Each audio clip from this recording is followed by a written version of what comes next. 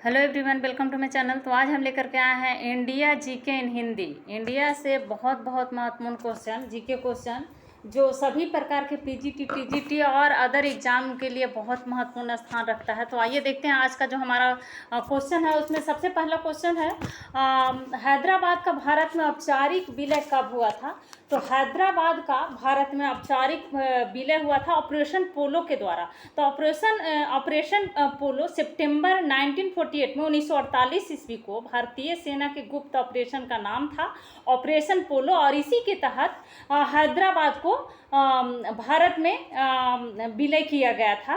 तो हैदराबाद के जो आखिरी निज़ाम थे, तो हैदराबाद के आखिरी निज़ाम को सतह से अपदस्थ कर दिया गया था ऑपरेशन पोलो के द्वारा, और हैदराबाद को भारत का हिस्सा बना लिया गया था। भारत की स्वतंत्रता के बाद जब भारतीय संघ का गठन किया जा रहा था उस समय, तो हैदराबाद के निज़ाम ने भारत के बीच में होते हुए भी अपने आप को स्वतंत्रता घोषित कर दिया था, अपने आप को स्वतंत्र रखा था। तो इसको ऑपरेशन पोलो के द्वारा सितंबर 1948 में इसको इस ऑपरेशन पोलो चलाया गया था, और नवंबर 1939 में उसको औपचारिक विलय कर लिया गया था हैदराबाद को भारत में। नेक्स्ट क्वेश्चन होगा, हे राम का नारा किसने दिया था? तो इस नारा से सभी लोग परिचित होंगे। हे राम का नारा हमारे राष्ट्रपिता महात्मा गांधी के द्वारा दिया गया यह नारा था। नेक्स्ट क्वेश्चन, हुमायूं के मकबरे में सबसे पहले चारदीवारी का निर्माण कराया गया था। इसका गुम्बद सफ़ेद संगमरमर से बना हुआ है। इसका निर्माण किसने करवाया था? तो हाजी बेगम के द्वारा। जो संगमरमर के गुम्बद जो संगमरमर का था बना हुआ, तो इसका निर्माण हाजी बेगम के द्वारा करवाया गया था। हुमायूं के मकबरे में सबसे पहले चारदीवारी का निर्माण हाजी बेगम ने करवाया था संगमरमर से। तो हाजी बेगम कौन थी? हाजी बेगम मुग़ल बादशाह हुमायूं की दूसरी पत्नी थी, और अकबर की सौतेली माँ भी थी हाजी बेगम। तो इसी ने चारदीवारी का निर्माण करवाया था हुमायूं के मकबरे में। नेक्स्ट क्वेश्चन है, हिस्टोरिया जो सेंट ऑगस्टिस को समर्पित है का लेखक कौन था? तो ओरियसिस था हिस्टोरिया का लेखक।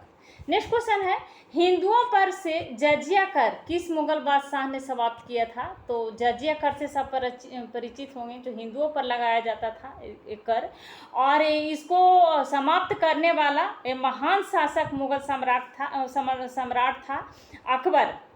जजिया कर को समाप्त किया था, और ये पहला मुगल शासक था अकबर जिसने जजिया कर को समाप्त किया था 1564 ईस्वी में। 1564 ईस्वी में इसने मुगल बादशाह ने जजिया कर को समाप्त किया था, जो हिंदुओं पर लगाया गया था। एक कर हिंदुओं से लिया जाता था जजिया कर को। तो ये अकबर ने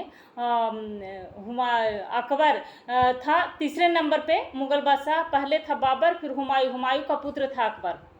तो इसी ने 1564 ईस्वी में जजिया कर को समाप्त कर दिया था।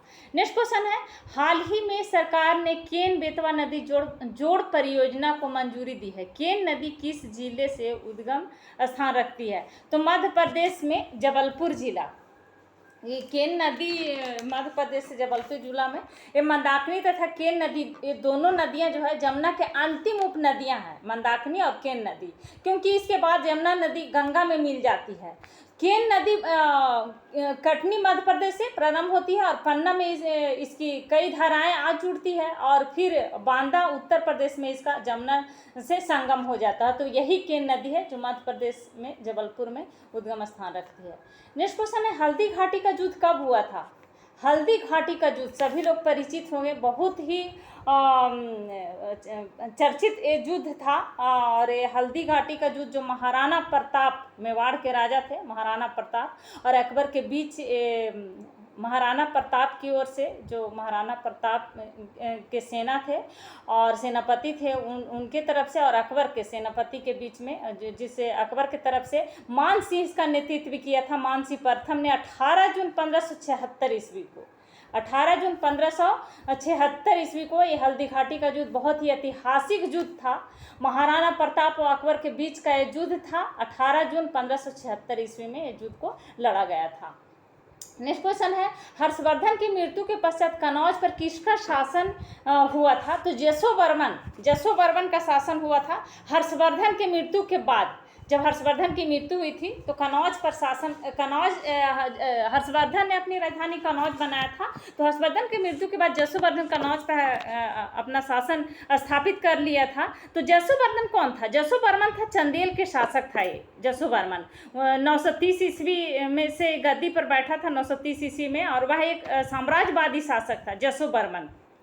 तो यही था जो हर्षवर्धन की मृत्यु के बाद गद्दी पर बैठा था, कनौज पर अपना शासन स्थापित किया था जशोवर्मन। नेक्स्ट क्वेश्चन, हरिश्चंद्र श्रेणी शतमाला पहाड़ियाँ तथा बालाघाट श्रेणी किस राज्य में स्थित है? तो ये महाराष्ट्र में स्थित है। हरिश्चंद्र पर्वत श्रृंखला पश्चिमी मध्य भारत के पश्चिमी घाट में पूर्व की ओर विस्तृत पहाड़ियाँ हैं और ये महाराष्ट्र में स्थित है। हरिश्चंद्र श्रेणी और शतमाला पहाड़ियाँ तथा बालाघाट श्रेणी। बहुत महत्वपूर्ण क्वेश्चन है, बहुत महत्वपूर्ण पॉइंट है। ये हमेशा कॉम्पिटिटिव एग्जाम में पूछा गया, देखा गया है। और अगर अभी तक आपने इस चैनल को सब्सक्राइब नहीं किया है तो प्लीज़ इस चैनल को सब्सक्राइब करें और साथ में लाइक एंड शेयर भी ज़रूर करें। नेक्स्ट क्वेश्चन है हमारा, हरियाणा के पहले मुख्यमंत्री कौन थे? तो पंडित भागवत दयाल शर्मा थे, जो 1966 से 1977 तक रहे थे, हरियाणा के पहले मुख्यमंत्री। नेक्स्ट क्वेश्चन है, हड़प्पा सभ्यता के संपूर्ण क्षेत्र का आकार किस प्रकार का था? तो हड़प्पा सभ्यता की बात आती है तो सबसे पहले हम लोग जानते हैं कि हड़प्पा सभ्यता क्या था। हड़प्पा सभ्यता न केवल भारत की बल्कि संपूर्ण विश्व की कांस्यकालीन सभ्यता थी और ये कांस्यकालीन सभ्यताओं में से एक महान सभ्यता थी हड़प्पा सभ्यता। और यह सभ्यता एक सुविकसित नगरीय सभ्यता थी। कैसी सभ्यता थी? नगरीय सभ्यता थी। और एक इसका आकार पूछ रहा है तो कैसा था? तो त्रिभुजाकार था। नगरीय सभ्यता थी, सुशोभित सभ्यता थी, सुसंगठित सभ्यता थी और मिस्र तथा मेसोपोटामिया की सभ्यता के समकालीन थी हड़प्पा सभ्यता।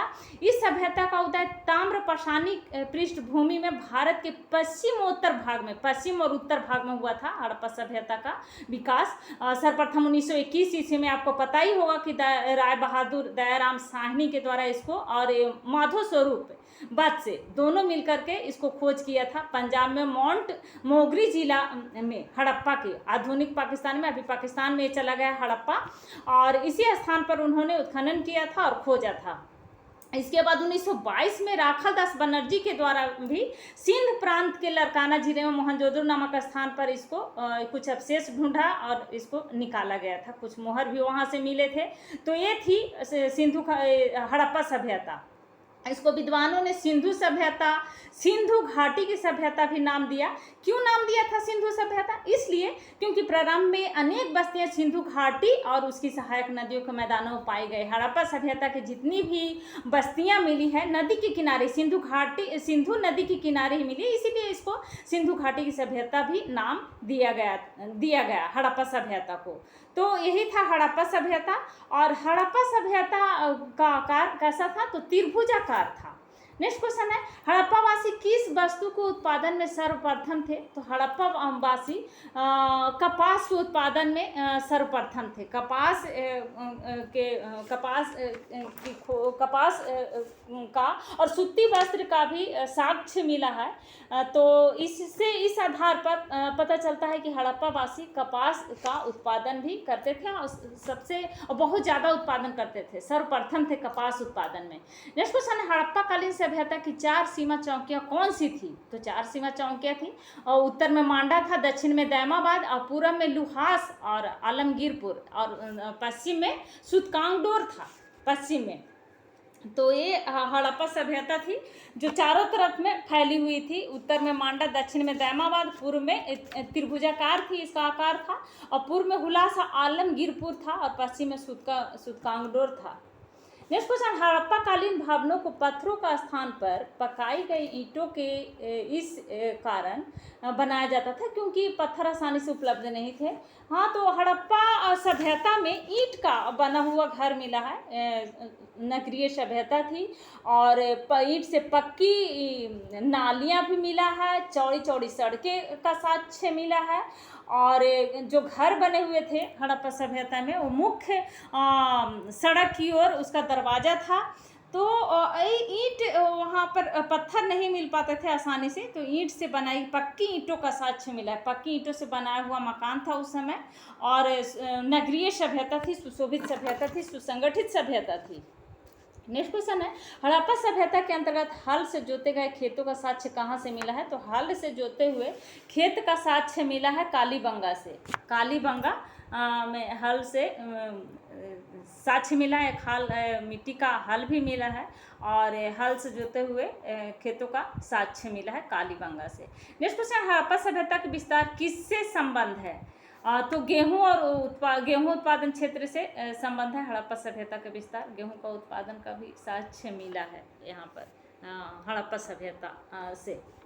नेक्स्ट क्वेश्चन है, हड़प्पा संस्कृति कितने वर्ष तक जीवित रही? हड़प्पा संस्कृति कितने वर्ष तक जीवित रही? तो लगभग 1000 वर्ष तक हड़प्पा संस्कृति जीवित रही थी। नेक्स्ट क्वेश्चन, हड़प्पा के नगर और कस्बे किस आकार के विशाल खंडों में विभाजित थे? तो आयताकार आकार के हड़प्पा के जो नगर थे और कस्बे थे आयताकार आकार के निर्माण में आयताकार आकार में ये खड़े थे, विभाजित थे, आयताकार आकार में इसको बनाया गया था। नेक्स्ट क्वेश्चन है, 1000 खंभा महल का निर्माण किस शासक ने करवाया था? तो अलाउद्दीन खिलजी के द्वारा 1000 खंभा महल का निर्माण करवाया गया था। अलाउद्दीन खिलजी। अलाउद्दीन खिलजी कौन था? अलाउद्दीन खिलजी दिल्ली सल्तनत के खिलजी वंश के दूसरा शासक था और वास्तविक नाम इसको अली गुरसब भी था। अलाउद्दीन खिलजी ने अपने चाचा जलालुद्दीन खिलजी को धोखे से हत्या कर दिया था। गला मिलते समय अपने 2 सैनिकों से इसने हत्या करवा दिया था अपने चाचा जलालुद्दीन खिलजी को और दिल्ली सल्तनत पर अपने आप को सुल्तान घोषित कर लिया था 22 अक्टूबर 1996 ईस्वी में। तो यही था अलाउद्दीन खिलजी जिसने 1000 खंभा महल का निर्माण करवाया था। नेक्स्ट क्वेश्चन, स्वराज पार्टी की स्थापना कहाँ की गई थी? तो स्वराज पार्टी की स्थापना इलाहाबाद में की गई थी। और किसने किया था? तो स्वराज पार्टी की स्थापना 1 जून 1923 ईस्वी को इलाहाबाद में देशबंधु चित्तरंजन दास के द्वारा देशबंधु चित्तरंजन दास और मोतीलाल नेहरू के द्वारा की गई थी। स्वराज पार्टी की स्थापना, स्वराज का मतलब था अपना राज।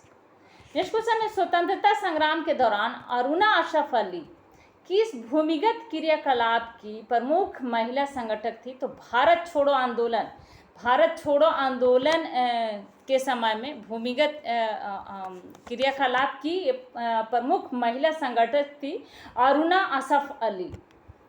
नेक्स्ट क्वेश्चन है, भारत छोड़ो आंदोलन कब चलाया गया था? तो 1946 ईस्वी में। और नेतृत्व विहीन आंदोलन था ये भारत छोड़ो आंदोलन।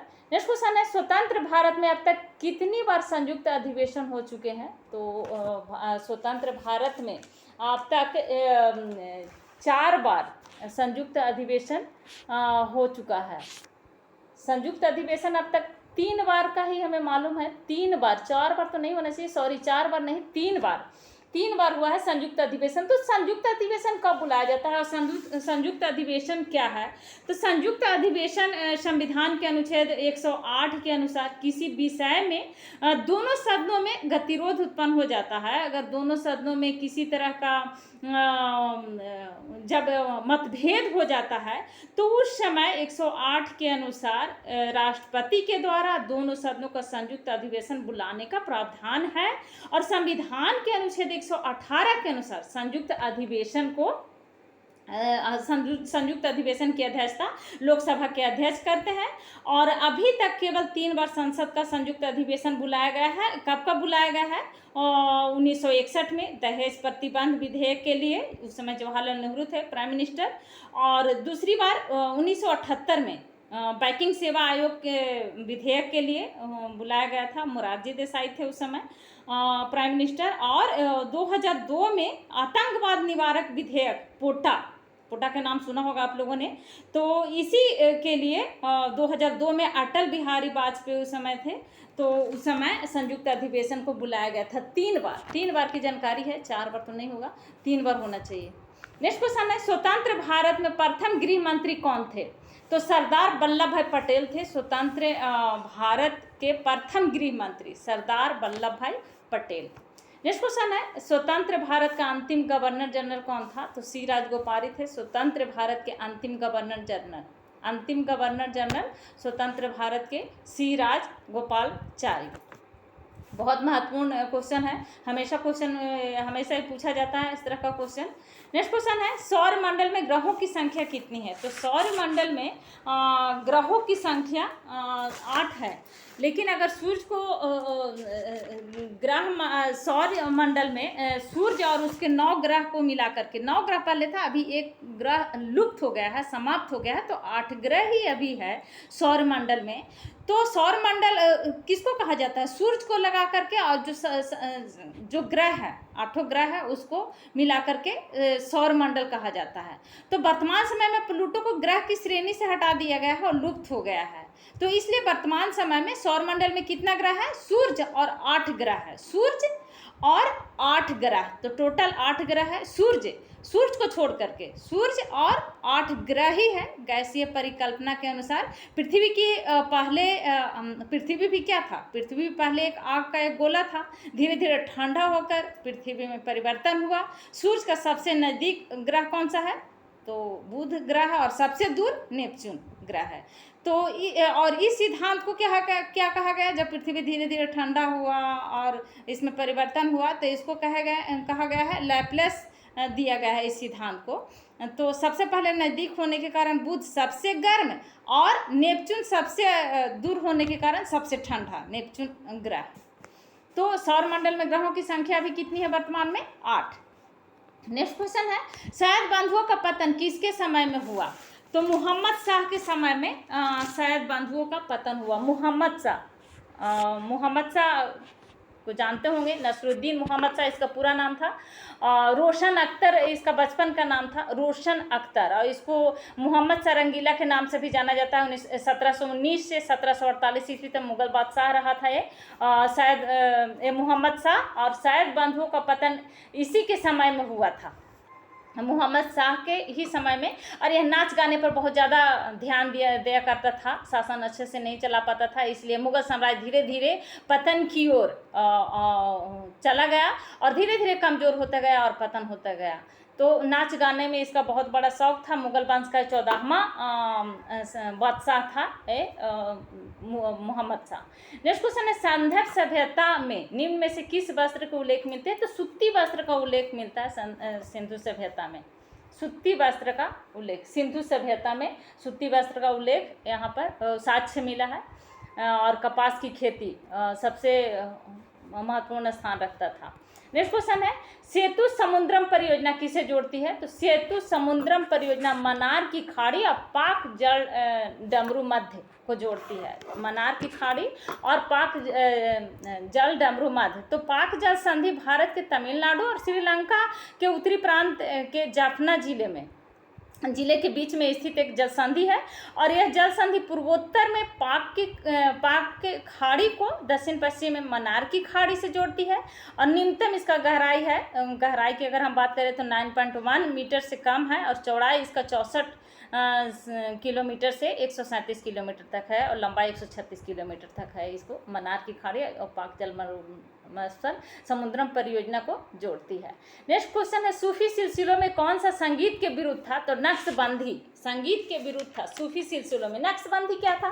तो नक्शबंदी एक सूफी सिलसिला है जिसकी स्थापना ख्वाजा उबैदुल्ला द्वारा की गई थी, और भारत में इस सिलसिले का प्रचार ख्वाजा बाकी बिल्लाह के शिष्य और मुगल बादशाह अकबर के समकालीन शेख अहमद सरहिंदी ने किया था। मुगल बादशाह अकबर उस समय शासक था, तो उसी के समय में इसको प्रचार प्रसार किया गया था भारत में नक्शबंदी का। नेक्स्ट क्वेश्चन, सूचना का अधिकार किस राज्य में लागू नहीं है? तो सूचना का अधिकार क्या होता है? ये जम्मू कश्मीर में लागू नहीं है सूचना का अधिकार। तो ये सूचना का अधिकार है क्या? तो सूचना का अधिकार जिसको बोलते हैं राइट ऑफ इंफॉर्मेशन। तो ये जो राइट ऑफ इंफॉर्मेशन है, तो इसको 15 जून 2005 को इसे अधिनियमित किया गया था, और पूर्ण रूप से 12 अक्टूबर 2005 को संपूर्ण धाराओं के साथ लागू कर दिया गया था सूचना का अधिकार को, राइट ऑफ इंफॉर्मेशन को।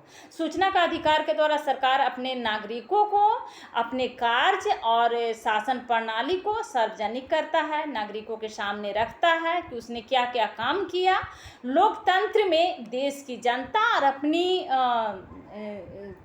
जुड़ी हुई व्यक्ति के शासन करने का अवसर प्रदान करती है और यह अपेक्षा करती है कि सरकार पूरी ईमानदारी और कर्तव्य निष्ठा से अपने दायित्वों का पालन कर रही है या नहीं कर रही है, इस तरह का अपेक्षा जनता करती है। तो लोकतंत्र में जनता को यह जानने का अधिकार होता है कि जानने का पूरा अधिकार होता है कि जो सरकार उसकी सेवा में है वह क्या कर रही है, किस प्रकार की काम कर रही है। तो यही है सूचना का अधिकार, राइट टू इंफॉर्मेशन, जो जम्मू कश्मीर में लागू नहीं है। हालांकि अब 370 हटने के बाद यहाँ भी लागू हो गया है। नेक्स्ट क्वेश्चन है सुमेरिया के मूर्छा नगर से प्राय 30 मोहरों का जिस सिंधु नगर से संबंध है वह है लोथल। तो सिंधु नगर का एक जगह का नाम सुना होगा, जैसे हड़प्पा हो गया, लोथल हो गया, कालीबंगा हो गया, और कालीबंगा, उसके बाद और क्या क्या है, कालीबंगा, लोथल, मोहनजोदड़ो और बहुत सारे जो जगह हैं। तो यहाँ पूछ रहा है लोथल के बारे में कि सुमेरिया में सूसा नगर से प्राय 30 मोहरों का जिस सिंधु नगर से संबंध है वह कौन सा सिंधु नगर था। तो लोथल सिंधु नगर, लोथल सिंधु नगर था। तो लोथल कौन था? हड़प्पा, मोहनजोदड़ो, चान्होदड़ो भी था एक जगह, कालीबंगा था, बनावली था, सुतकांगडोर था, सुतकोडरा था, धौलावीरा था, रोजदी था, कोटडीजी भी था, रंगपुर था, रोपड़ था। तो उसी तरह से एक लोथल भी था। तो इसकी खोज, लोथल की खोज 1957 ईस्वी में डॉक्टर एस.आर. राव ने की थी। काठियावाड़ क्षेत्र, अहमदाबाद, गुजरात में है लोथल। और जबकि हड़प्पा और मोहनजोदड़ो पाकिस्तान में अभी चला गया है।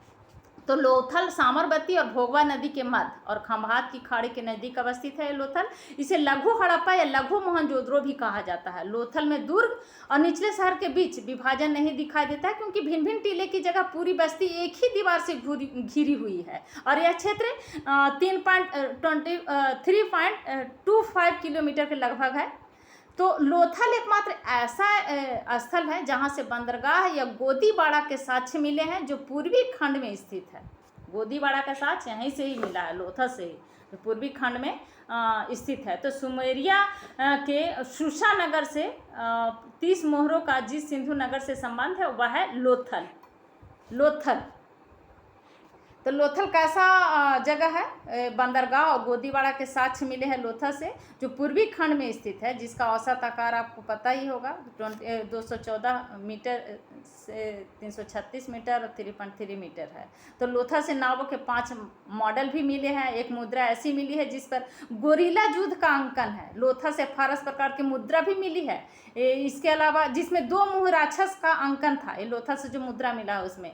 इसके अलावा लोथल से हाथी दांत का भी पैमाना मिला है, और यहाँ से पूरा का पूरा हाथी दांत मिला है। इसे बर्मा मिला है यहाँ से, लोथल से। इसके अलावा चक्की के साक्ष्य भी लोथल से ही मिला है। यहाँ से एक खिलौना ऐसा मिला है जिसमें व्यक्ति 2 पहियों पर खड़ा दर्शाया गया है। व्यक्ति को 2 पहियों पर खड़ा दर्शाया गया है। इस तरह का यहाँ से लोथल से खिलौना का साक्ष्य मिला है।